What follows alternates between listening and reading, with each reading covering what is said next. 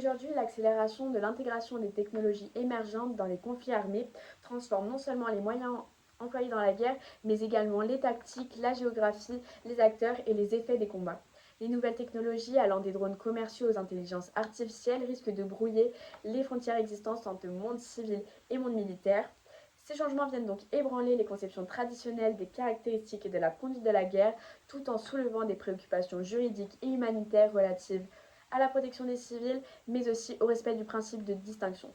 Donc, les drones qui nous intéressent aujourd'hui sont des engins sans équipage dont le pilotage est assuré automatiquement ou télécommandé. Ils peuvent être amphibies, terrestres ou encore aériens et remplir des rôles de protection de l'État, des rôles dans les forces armées mais aussi des rôles civils. Aujourd'hui, je vais donc alors étudier dans quel contexte ces drones se développent, quels sont leurs avantages et quels pays les utilisent avec l'exemple de la guerre russo-ukrainienne. Donc tout d'abord, les drones se développent dans un contexte de guerre technologique avec une ambition de réduction des pertes humaines. Et ce sont les États-Unis qui, les premiers, vont ouvrir la voie dans les années 2000, notamment au Moyen-Orient, pour mener des frappes sans risquer la vie de leurs pilotes. Et aujourd'hui, plus d'une centaine de pays utilisent des drones militaires.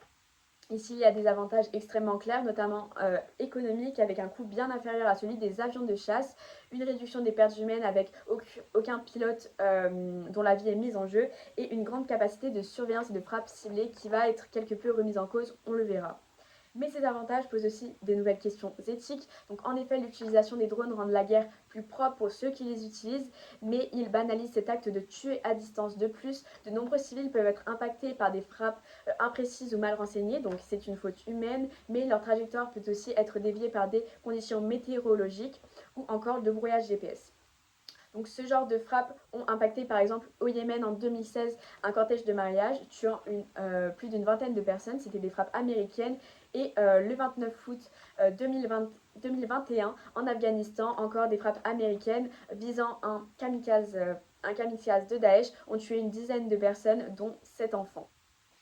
De plus, les drones utilisent des technologies avancées, donc des caméras thermiques, des capteurs infrarouges, l'intelligence artificielle ou encore des systèmes de guidage par satellite. Donc, certains modèles sont capables de voler d'ailleurs plus de 24 heures sans interruption, c'est le cas du Reaper américain. Et on a aussi des drones capables de voler plus de 30 heures, ce sont les High Altitude Land Endurance, les HALE.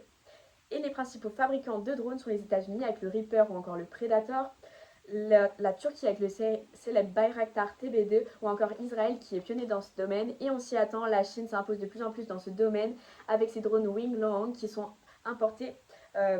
exportés dans le monde entier. En Europe, la France développe le drone Reaper sous licence américaine et développe aussi un projet de drone européen qui est prévu pour la prochaine décennie. Désormais, intéressons-nous au cas concret de l'Ukraine. Depuis 2022, la guerre en Ukraine a montré à quel point les drones sont devenus indispensables sur le champ de bataille. Les deux camps les utilisent à grande échelle pour repérer les troupes ennemies, corriger des tirs d'artillerie ou lancer des frappes explosives. C'est le drone turc Bayraktar TB2 qui a symbolisé les premières victoires ukrainiennes face à l'armée russe. Mais aujourd'hui, les drones kamikazes russes Shahed 136 fournis par l'Iran sèment la terreur sur les infrastructures civiles ukrainiennes. Ici, on a affaire à une guerre de drones bon marché efficace mais terriblement destructrice. En guise de conclusion, les drones ont transformé bien évidemment la manière de faire la guerre à moindre coût et avec une précision inégalée. Ils promettent une guerre plus intelligente mais aussi soulèvent des questions morales importantes, notamment jusqu'où ira la guerre à distance. Une chose reste sûre, les drones sont devenus l'arme du XXIe siècle.